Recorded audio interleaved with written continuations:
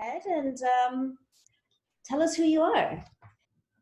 Right. Well, thank you for having us, Canopy. I'm sorry. I know we were supposed to originally do this event in person tomorrow, so very happy to be doing this with you guys virtually today. But yes, as you mentioned, I am Rachel Burkons. I'm on the leadership team for Crop to Kitchen, which is an advocacy group designed to support and raise awareness about the culinary cannabis industry and some of the various hurdles that are in place surrounding the cannabis industry. And we've been really, really fortunate to put together an amazing leadership team of some of the best thought leaders in the space. And our whole mission is to really celebrate culinary cannabis, its potential, help grow that side of the business and the industry. So if you're interested in learning more about Crop to Kitchen, definitely please visit our website, which is croptokitchen.com. Follow us on Instagram. You can send us an email, info@croptokitchen.com. But we are eventually going to be opening up the organization to memberships because we're really looking to develop a nationwide community of professionals who are working in this space. So without any further ado, I'm so thrilled to have two of our other leaders on the team joining us here today. We have Jamie Evans, who is the founder of the HerbSomm and is the author of the just almost released, I think it comes out next week, yes, the ultimate guide to CBD. So Jamie is the ultimate resource on CBD, so we're very, very lucky to have her here today to walk us through some of those things. So thank you, Jamie. Really looking forward to hearing what you have to say. Thanks for having me. Thank you for being here. And then we have Coreen Carrol, who is also on the Crop to Kitchen leadership team. Coreen is an amazing cannabis chef. She is the co-founder and executive chef of the Cannaisseur Series, which is a culinary fine dining cannabis-infused experience in the Bay Area. She's the author of best-selling cannabis cookbook, The Edibles Cookbook, which is not only beautiful, but filled with many, many, many amazing recipes. And you'll be able to see a whole lot more from Coreen beginning on Monday, where she will be appearing on the new Netflix show, Cooked with Cannabis. So Coreen, thank you so much for being here. We're very excited to learn from you today. And then last but certainly not least, we have Yannick Crespo, who is the co-founder of Potawi, which is a beautiful high-end infused olive oil. They have a CBD line, and it sounds like they've got some news up their sleeve for a few other products, and I'll let Yannick tell us more about that later. But Yannick, thank you so much, and thank you for being here today. Thank you for having me. It's always great doing panels with you, Rachel. I know, it's good to see old friends. We have a real community here, and it's wonderful that all of us are people who actually know each other, like each other, and work together frequently. And I think that's really kind of at the heart of the Crop to Kitchen message and ethos. So I'm so grateful to have you all here. And yeah, today, we're really going to look to explore how CBD can be incorporated into your ongoing wellness routines, and in particular, how they will work with food in that space. Given that Crop to Kitchen is culinary focused, and that's really our big mission and ethos, it's very important for us to shine a light on CBD's role in all of that as well. So, especially given how hard things are right now, don't we all just kind of want to relax a little bit and take a chill pill? And I think that's what people think of when they think of CBD, but there's so much misinformation out there. So I think we must start things off with a little bit of an education. Jamie, I would love to hear from you. Just if you could quickly sort of tell us what the health and wellness benefits of CBD are, I think that would be a great starting point. Yeah, absolutely. So first of all, for those of you who are brand new to CBD, this is a non-intoxicating and non-addicting organic compound that comes from the cannabis plant. So CBD is produced in trichomes, which are the special glands in cannabis that really create phytocannabinoids, terpenes, and all of the other magical components that really make cannabis so unique. So CBD is probably one of the most popular phytocannabinoids. And when I say phytocannabinoid, I mean this is a cannabinoid that's derived from a plant versus an endocannabinoid, which is derived from your body. So CBD works with hundreds of important molecules to really deliver therapeutic effects. And CBD can basically benefit anything with an endocannabinoid system. And the amazing thing is, it's almost like this plant was made for us to consume because of the ways that phytocannabinoids work with our bodies and our internal systems, which is pretty miraculous. And it's just also important to note that research has also indicated that CBD is most effective when it's combined with THC, as well as all the other phytocannabinoids and terpenes and flavonoids that are in the plant. So essentially, all of these components are working as a concert or as an entourage in a very beneficial way. So this is kind of known as the entourage effect. So therefore, if you're really looking to get the most out of your CBD products, don't be afraid to incorporate THC. It's definitely a good approach to take, but it depends on what ratio that you're really going for. But because cannabis has been considered federally legal, research on CBD and its healing benefits are still in the early stages. But there are a few things that we do have a greater understanding of. So for example, while CBD is not going to make you high or make you stoned like THC, we do have, there's been research that it helps with anxiety and stress, which is something that we're kind of all dealing with right now during quarantine with COVID-19. And it's also proven that CBD is a powerful anti-inflammatory. So CBD is amazing because it actually inhibits the release of these immune cells that are promoting inflammation in the body. So this is why CBD is such a great tool for different athletes. I'm a big runner, so I love using CBD topicals on my knee after running. It certainly helps. And then there's also scientific evidence that CBD is effective for treating childhood epilepsy syndromes, which usually don't respond to traditional medications. So, while CBD is just this very incredibly beneficial phytocannabinoid, you just have to remember that it's not a cure-all. So it's not going to fix everything, and it's certainly not for everybody. So, don't fall for those marketing schemes that are out there. I highly encourage everyone to really do your research.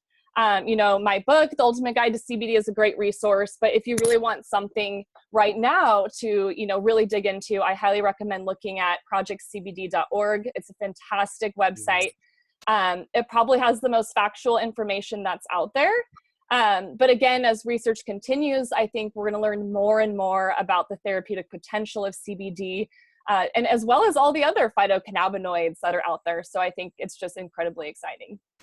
Well, thank you, Jamie. That was a very thorough overview. And yes, I'm going to echo everything you said and definitely encourage people to consider looking into your book because you do a really great deep dive on all of those things. So now that we know a little bit about how CBD can help us, how are people able to consume CBD? What are some of the most common consumption methods and how are they different? Yeah, so I think if you're a beginner, so ingestible and oral consumption product, this is like beverages, capsules, edibles, sublinguals, and tinctures.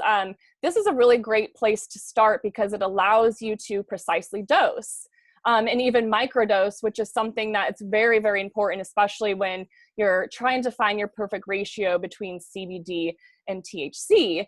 But with these products, you just have to remember to be really patient because especially with edibles, you're metabolizing an edible, which means that you might not feel effects for up to 2 hours or more. So it's just really important to not overdo it.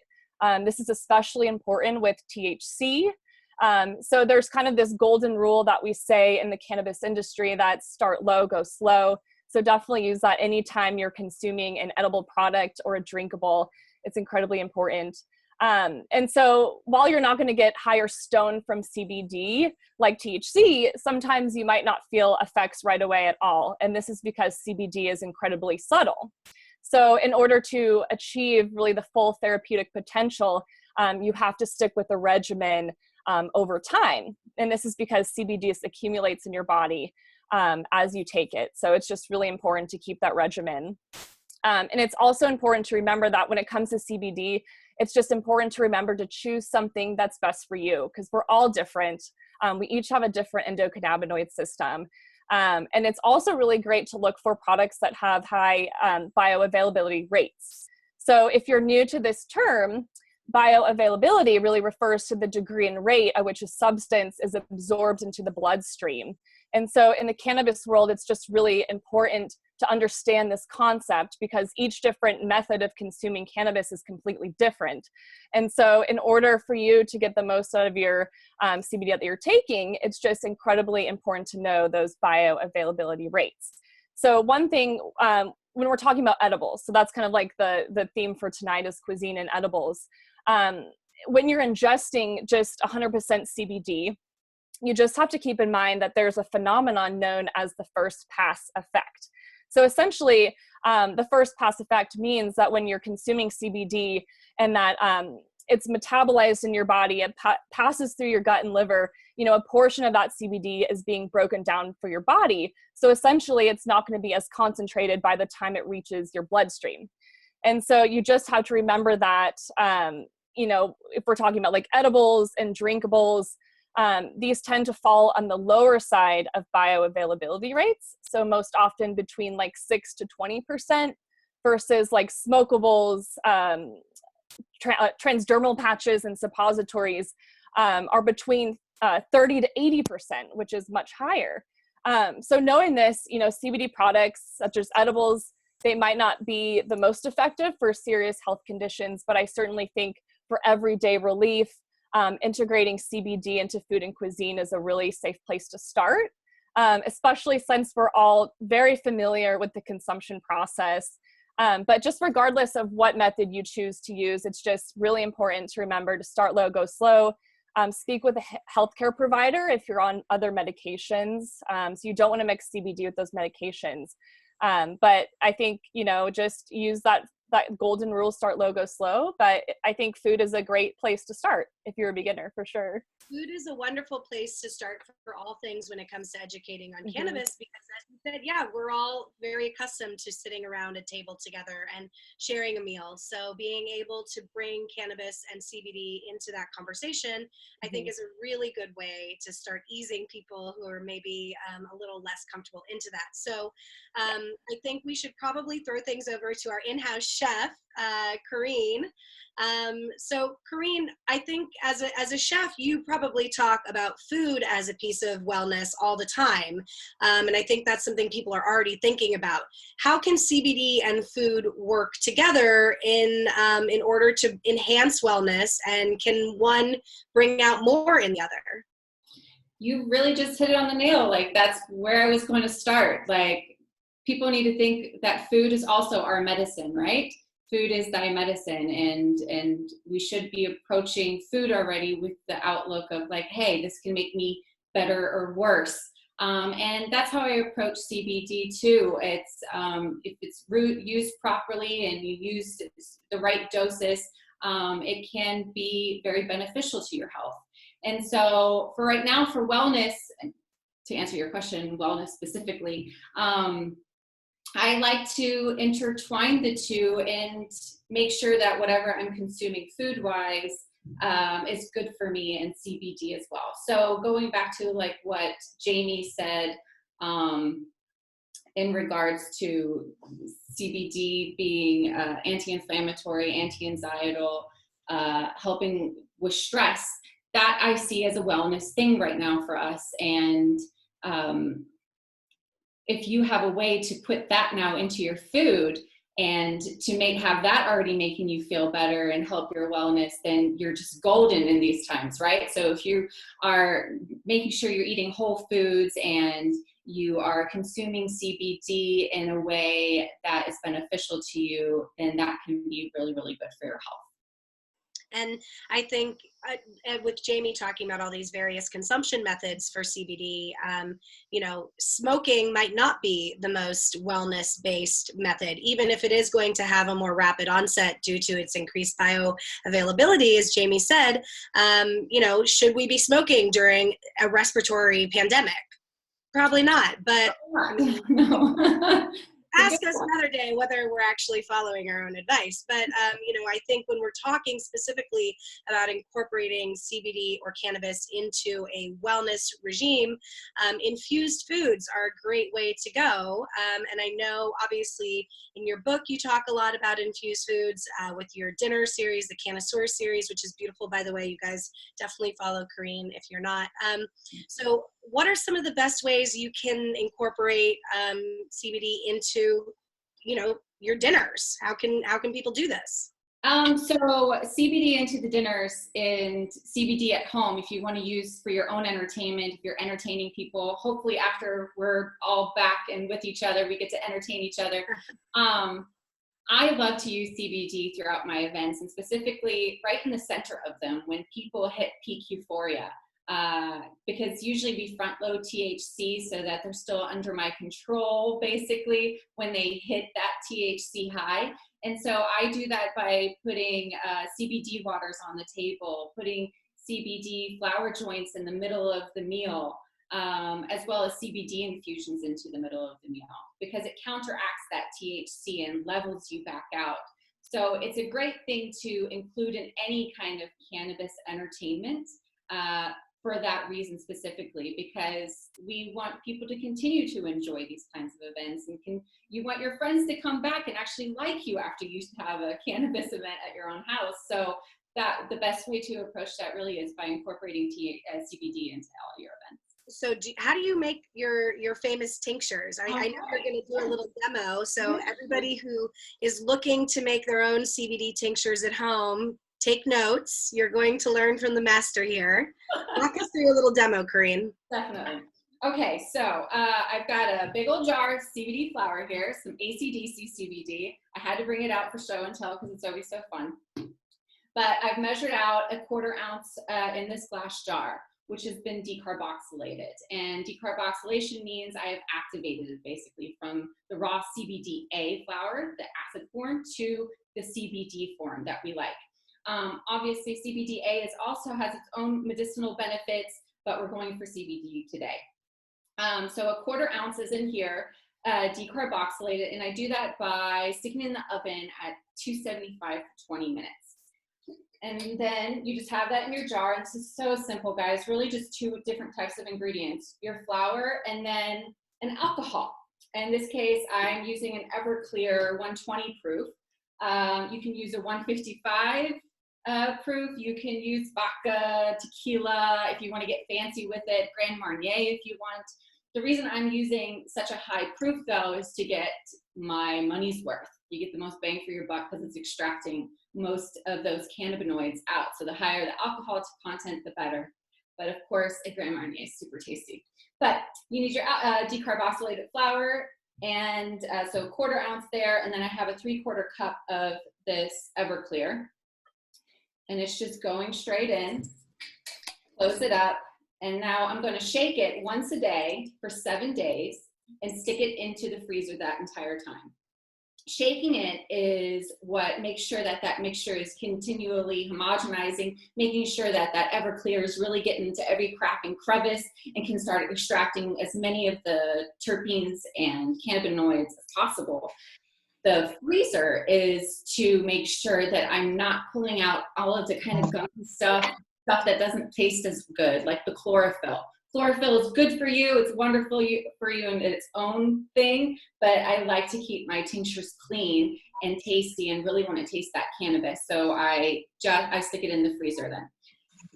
Of course, 7 days is a long time to wait for something, and not all of us have patience, and especially at these times. So if you can just wait 24 hours if you want to and already kind of start digging into it.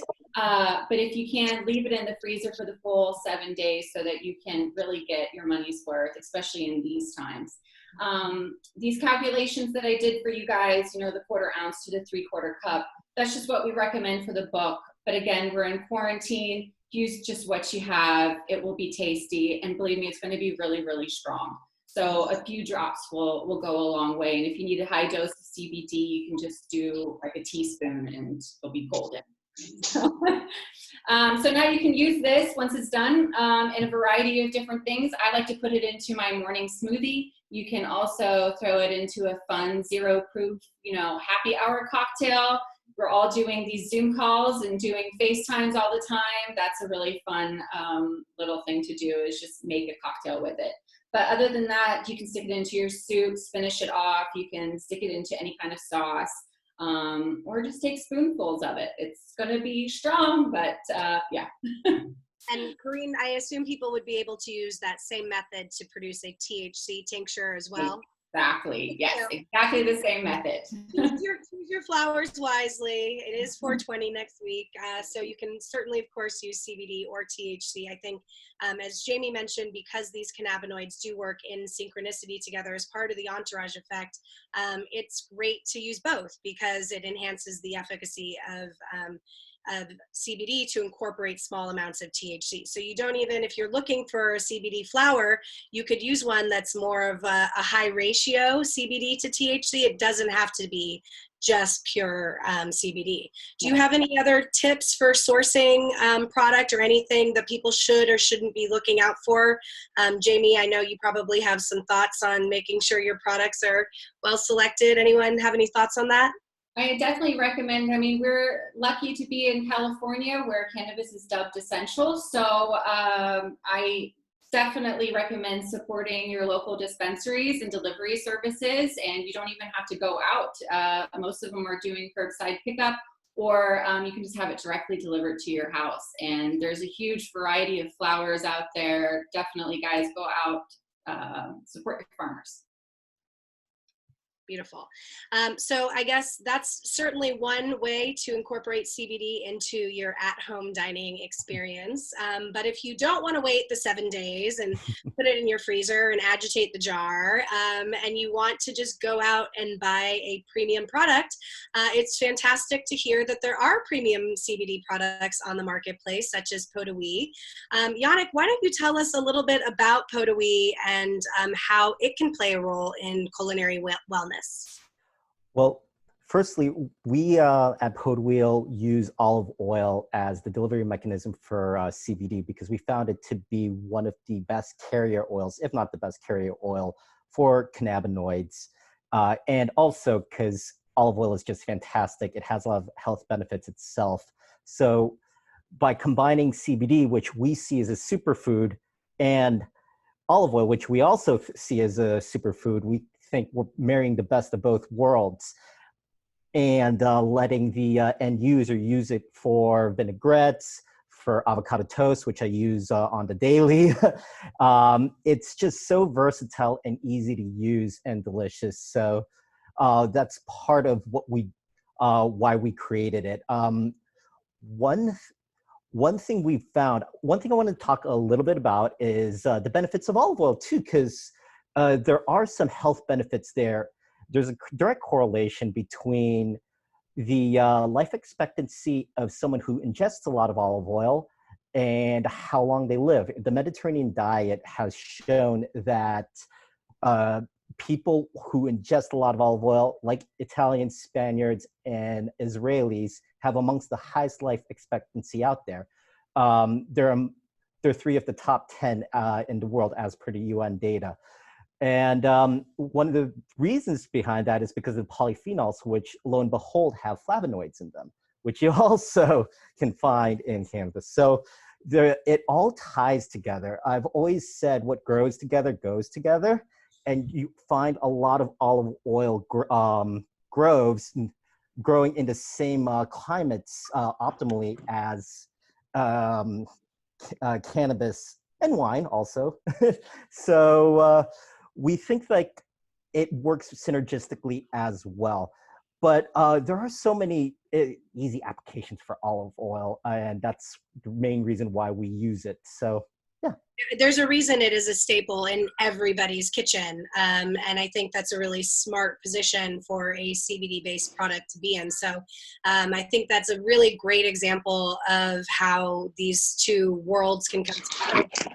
Wellness and the wellness associated with CBD. So Yannick, I know you have a little recipe for us that you pre-made. Why don't you tell us about what you made, and I know we're going to be sharing the exact recipe for folks to make at home later. If you don't have access to Yannick's beautiful product, you could certainly try incorporating Coreen's tincture into a oil. Coreen, how might you recommend some? Oh, there we go. She's got some oil there.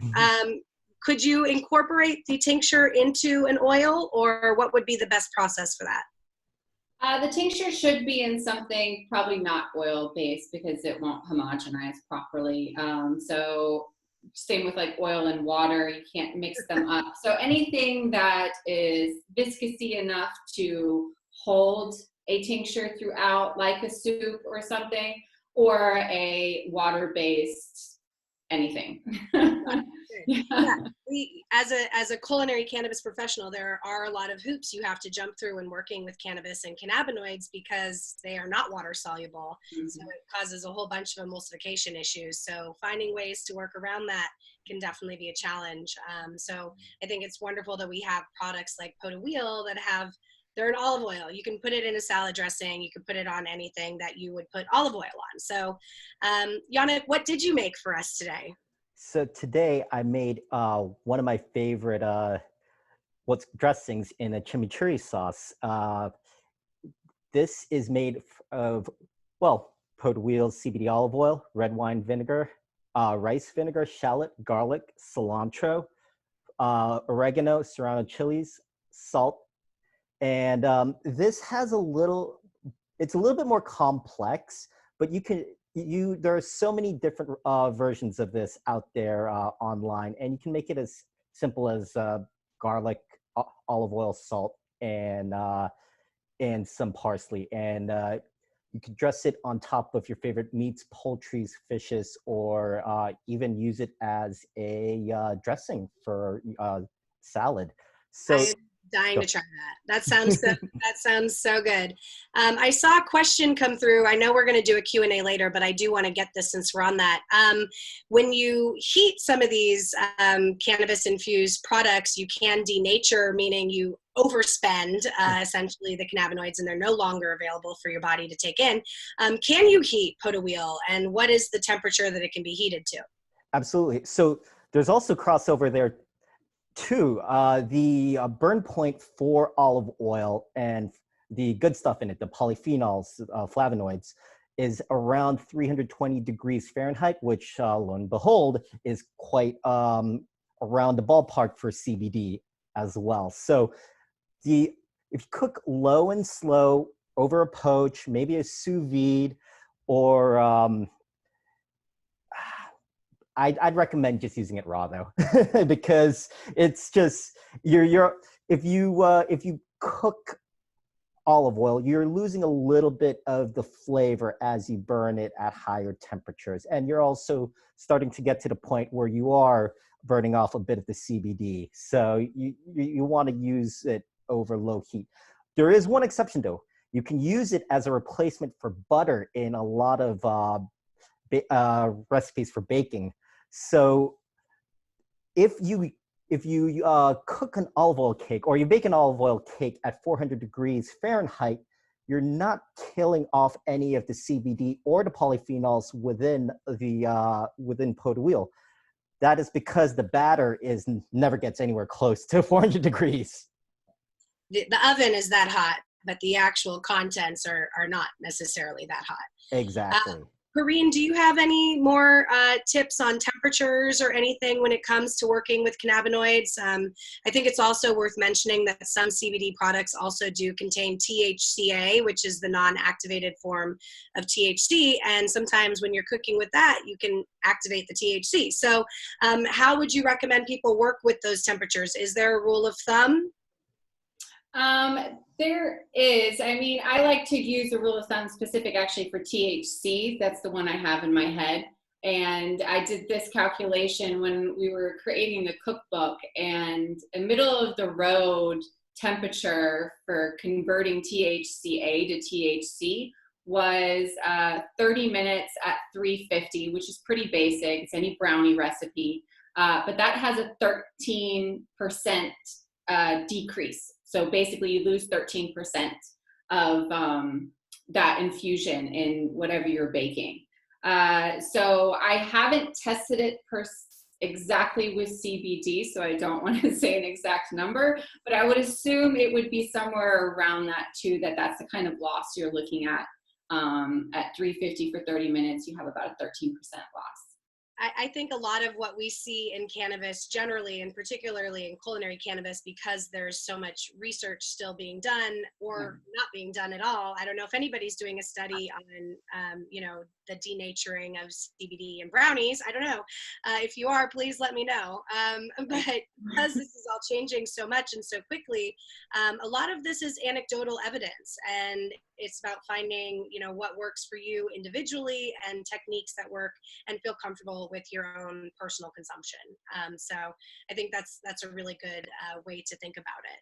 So, now that we're hopefully looking toward a bright future, Coreen, you already sort of mentioned some at-home entertaining ways that people can incorporate CBD into their lives. Are there any specific dishes or drinks that you really like to serve that are in the realm of CBD? Oh man, that's like asking my favorite child or something. Not that I have children or anything, but I mean, it's so versatile, and think of it just truly as any other ingredient, right? So I say it all the time, like a stick of rosemary is like a stick of bud to me, and I use it interchangeably. There's the terpenes that you get from it. You get obviously the euphoric aspect of it. So it's, drinks. I have a drink that I'm doing for this meal kit. And this is going to be a juniper berry simple syrup with a Meyer lemon cocktail. And it's basically a play on a non-alcoholic bee's knees.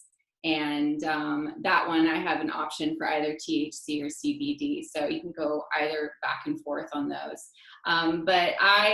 It's just like whatever your main course is, make that the CBD course. Don't make that the THC course. That's always my big thing with entertaining, like front load that THC. THC, yes. Well, I love that your drink also sounds like it incorporates a lot of terpenes.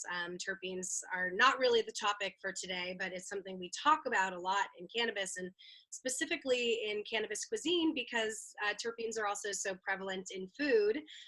I was so privileged to get to contribute a terpene highball recipe to Jamie's book, which is filled with amazing recipes. And I would love to know, Jamie, if you have a few recommendations about some CBD recipes that you think people can give a shot to during this quarantine time. Yeah, absolutely. So my goal with this book was really to uncover the truths about CBD, but also teach people all the many ways that you can use it. So whether you're looking to use CBD in the kitchen, for self-care, or for treating a pet, there's really kind of every topic in the book that you could think of. But it's really perfect for anyone who wants to use CBD and cannabis in their daily routines and rituals. So I think it's a really great introduction. And it also includes a wealth of information, but also experts in the book as well. So all of the panelists tonight just so happen to be in the book, which is very cool. And so just some of my favorite, there's a lot of DIY projects, DIY recipes. So just some of the highlights that I just want to give a shout out to. I love the CBD coconut chamomile lip balm recipe that I have in the book. So if you're looking for a fun self-care project to do one day, it's super easy to make. We're approaching warmer weather, so your lips might need some nice lip balm. I absolutely love the strawberry peach CBD crisp recipe that's in the book. And I don't know about you, but I've been really eating a lot of yummy sweet foods and baked treats, and it just helps me feel less stressed.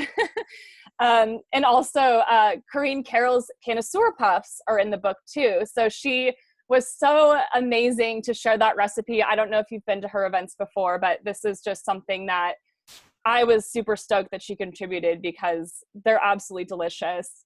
And last but not least, Rachel, your rosemary cucumber CBD gimlet is absolutely delicious.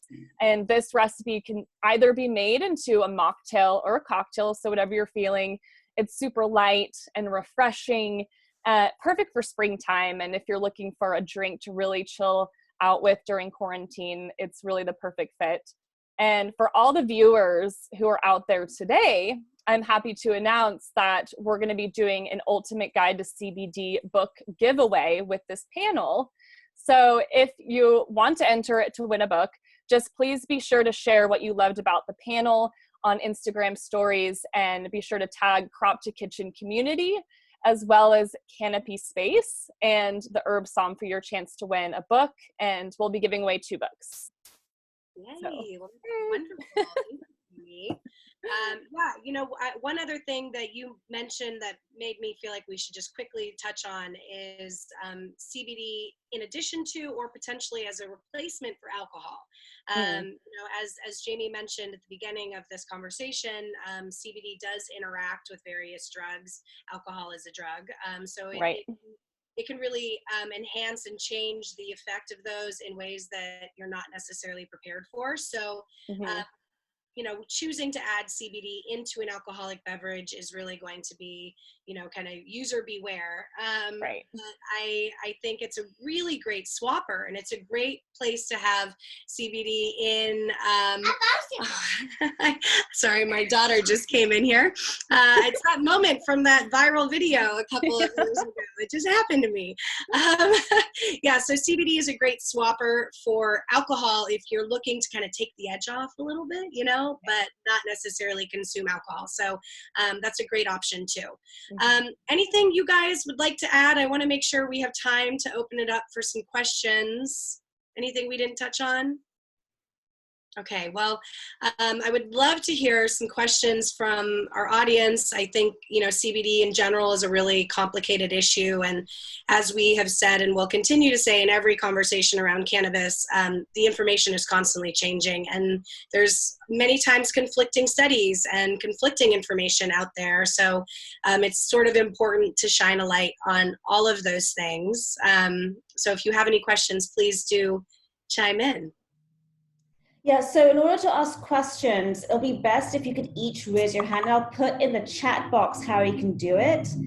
So basically, when you're on the icon labeled participants in the bottom of your screen, click onto participants, and then there'll be a window on the right-hand side that pops up, and then you can click the button that says raise hand, and I'll be able to take questions from there. I actually saw that Cremi sent a question in, saying, once you infuse, how do you know how potent the infusion is?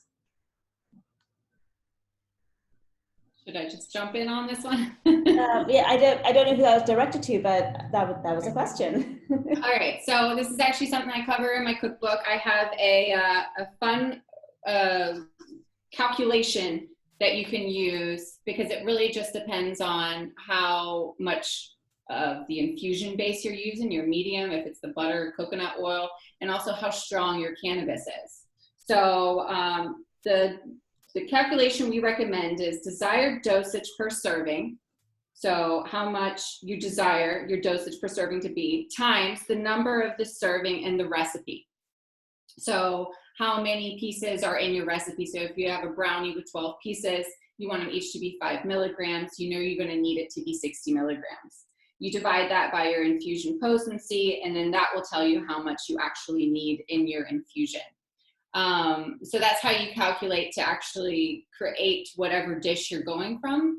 When it comes down to the exact infusion with these, yeah, it's going to be a variety of different things that will give you the exact number of how much to use. What I really recommend using, and what I do at home just to make sure I'm on point, is I use a home testing device called a T-Check. And that will tell me exactly how much is in each milliliter. So I know, hey, I need 60 milliliters for this, 60 milligrams for this recipe. This is how many milliliters I'll need to get to that 60 milligrams. Hope that answers the question. Yeah, it is a complicated issue, and there's a lot of algebra that goes into it. We sometimes at Altered Plates we will make a oil-based tincture out of a concentrate. And concentrates are great because you only need a very, very small amount in order to get a lot of cannabinoids. So there's like a whole bunch of math that goes into it, and it takes me a very long time to sit and figure out. So it's really understanding what the volume of the liquid or whatever sort of, container you're working with is, and then the potency of the product you're using, whether that's flower or whether you're working with a concentrate. So there are very, very many ways to do it. And it is important, particularly if you're experimenting with THC, to try to get that. So I think the at-home T-Check, I haven't had a chance to use it, but I've heard great things. And I know that there are a couple of products coming out there like that. So. And then I would just add, if you're a beginner learning to cook with cannabis, like products like Pot de Huile is a great place to start to really kind of get your toes wet, figure out what dosage works best for you. And there's many other pantry items that are out there as well. So I think Pot de Huile is a perfect example because a teaspoon equals 5 milligrams of whether CBD or THC that you're using. So I think that's definitely a really safe place to start if you're curious about cooking with cannabis. And it looks like we have a question from Andrea. Andrea, do you want to? Oh, she just muted herself. I think she got shy. Andrea, do you want to share your question with us?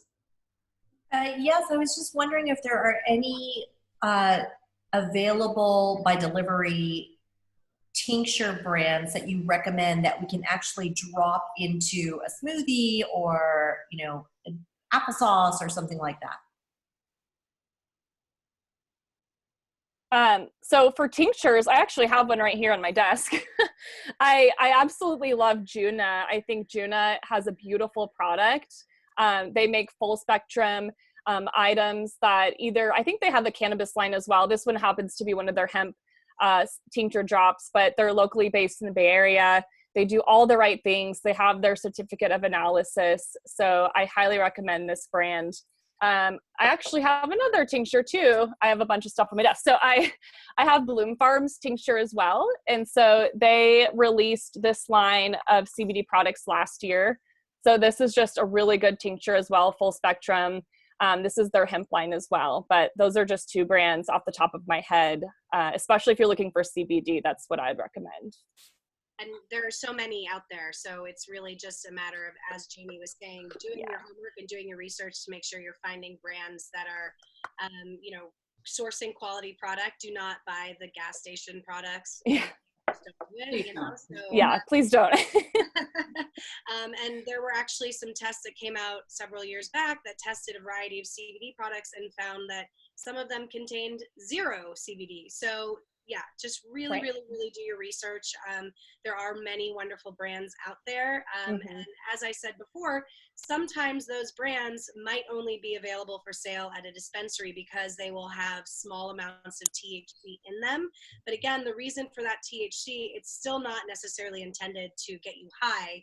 It's to increase the efficacy of CBD due to the entourage effect. So whether you're looking to source your CBD from, a retailer where you don't have to be over 21 or you don't have to be walking into a dispensary environment, that's going to have some great products, but also a lot of bad products that are not really regulated right now, like the pillows and the leggings and the candles and the this and the that. But if you go into a dispensary in California and you ask for a high CBD product, you will be able to get something that has really been required to have had all of that testing. So I encourage you, if you have the ability to go to a dispensary to purchase your CBD, you do so. Yeah, and another great product to look for is Humble Apothecary. So they have an amazing line of different ratios that you can pick from. So whether you're looking for THC dominant or CBD, they really have something for everyone.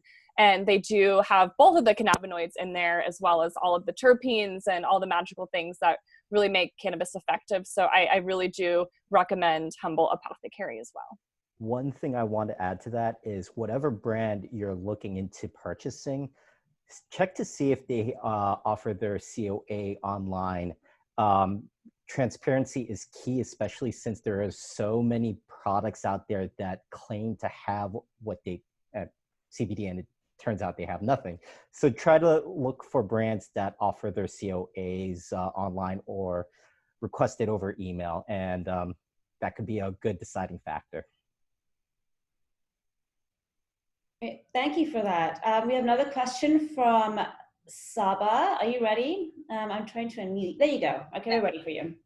Hello. I actually, coming off of actually what we were just talking about, I was wondering, the fact that it's federally legal, does that mean that, like, in terms of licensing and all of those things, I know with THC you need licensing, what if somebody were to set up a product line, for example, where do things lie? I'm based in California, but in terms of like being able to provide it to people who are in different states?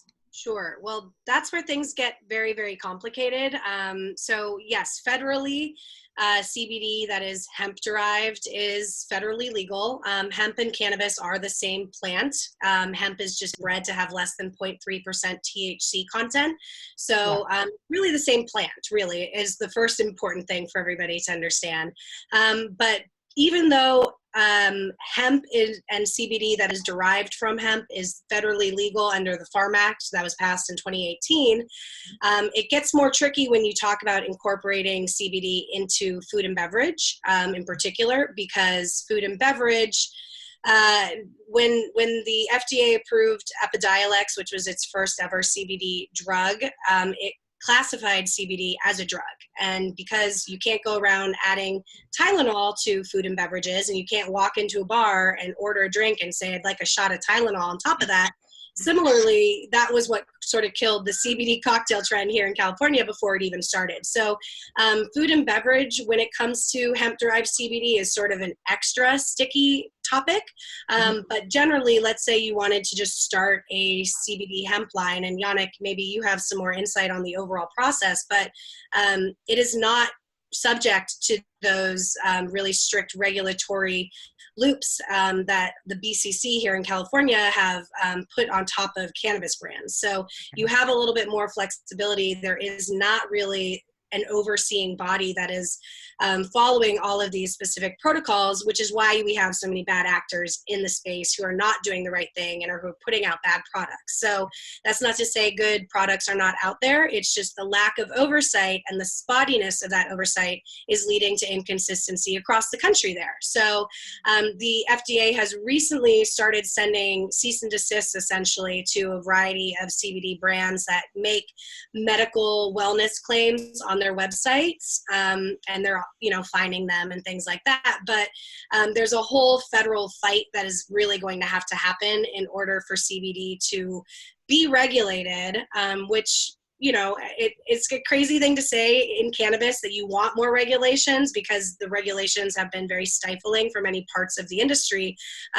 But we do need regulations on some of these products in order to ensure consumer safety and in order to be able to provide test results. So until all of that is worked out, and in particular until this piece around hemp-derived CBD in food and beverage products is worked out, I think we're going to continue to see a patchwork of inconsistent rules and regulations.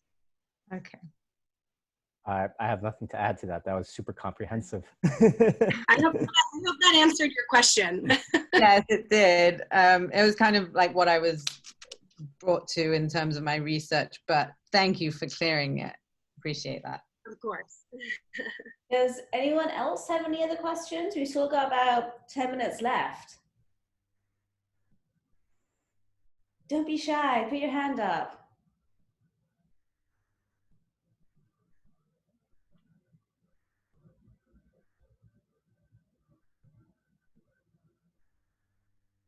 Oh, well, I guess. I have a question. Oh, there we go. There's Tim. All right, go ahead, Tim. Hey, Rachel, I have a question for you. Can you talk about some of the regulations and stuff around CBD? Because I've started a CBD caramel company and have done testing and haven't really put myself out there too much because of just the hesitancy around, am I doing things right?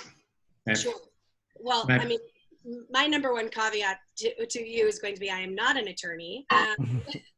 I start all conversations by saying I'm neither an attorney nor a scientist. But yeah, I mean, in terms of the regulatory space, something like a CBD caramel would definitely fall under a product category that the FDA eventually will be able to evaluate and issue control over.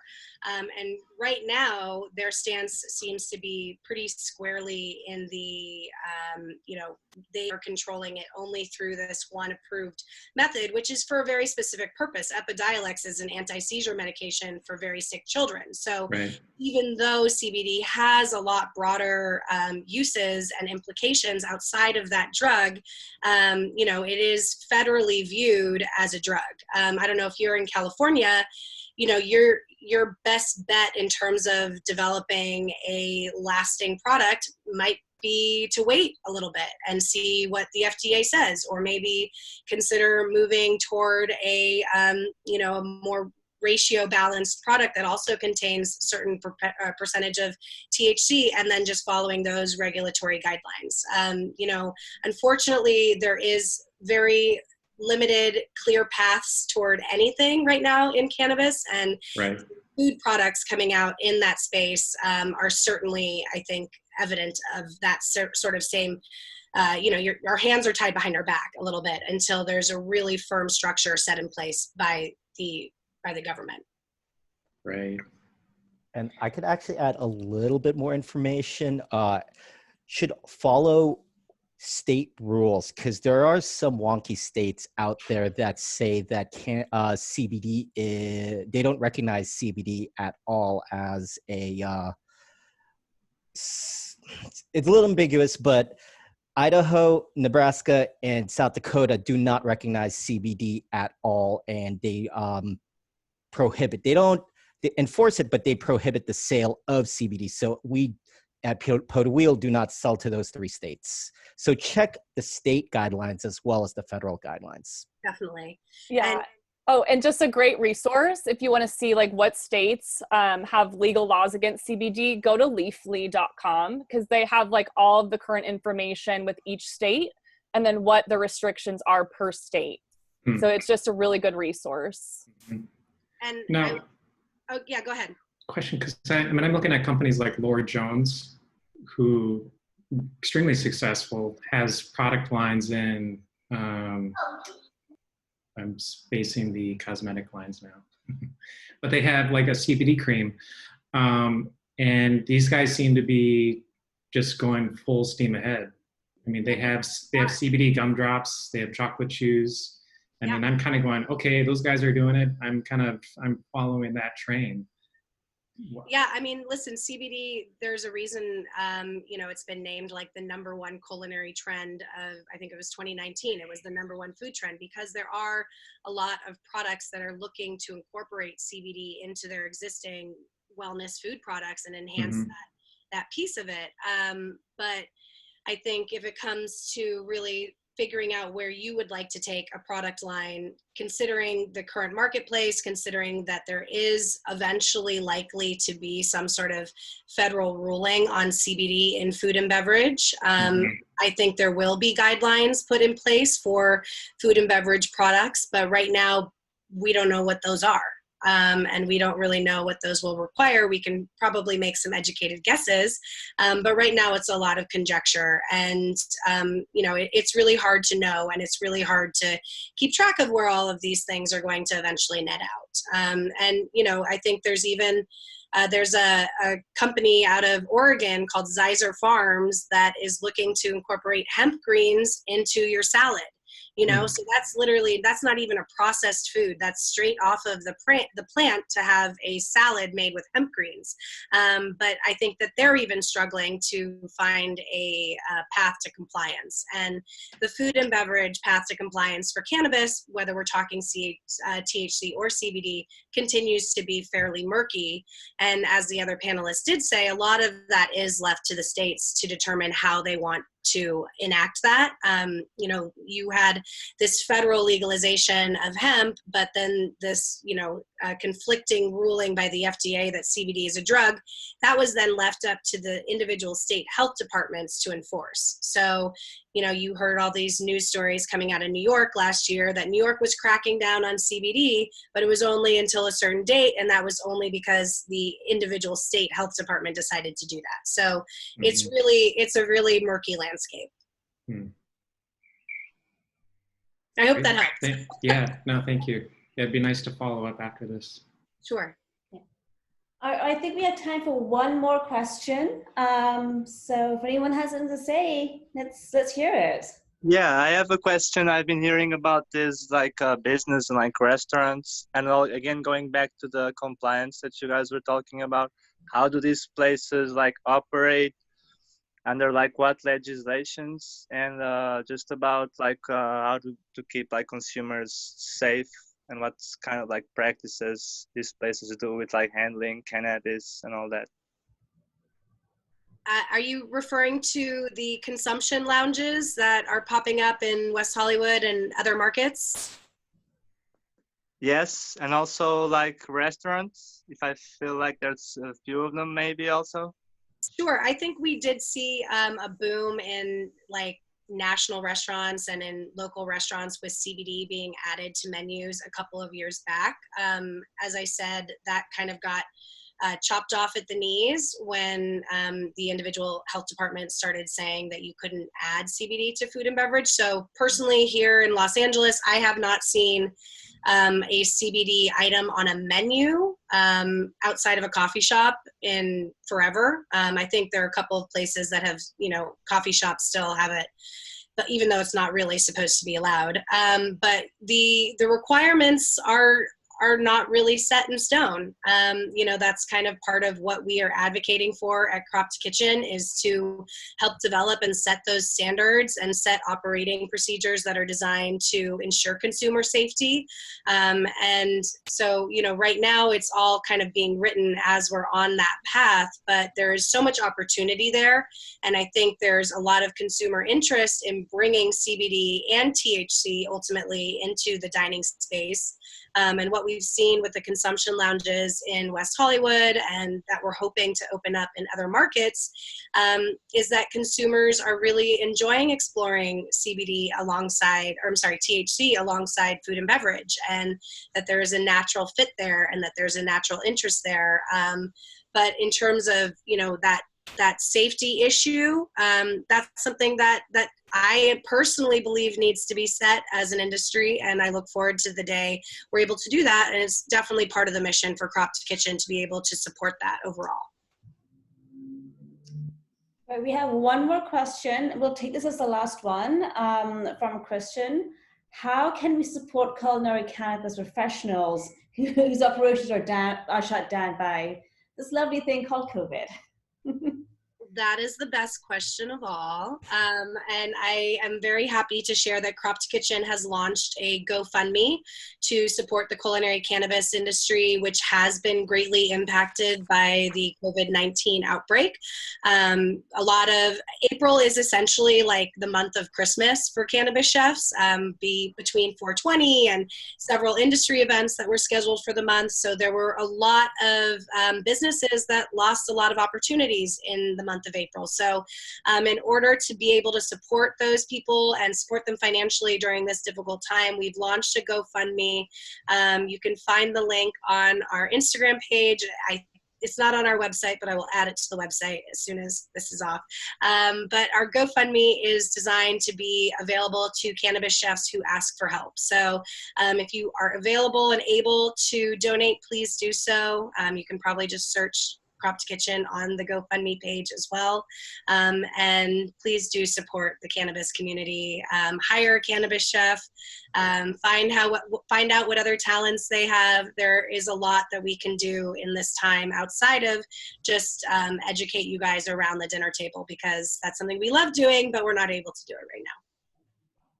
Amazing. Thank you. So thank you, Rachel, and everybody for putting this together. We were supposed to do this live, and I'm so glad this came together in a really informative way, and that it was great. And I look forward to doing this live in a few months. I have recorded this session, so everyone that has joined us via Eventbrite, I will email the recording to you so you can share it. And also, Rachel, if you could just send me the link, the donation link, I could also send it over to everybody else. I will. Thank you. All right. Well, everyone have a good evening, and thanks for coming to our event hosted by Canopy. Thank you, guys. Thanks, All right. everyone. Have a good night. Bye. Bye. Bye, everyone.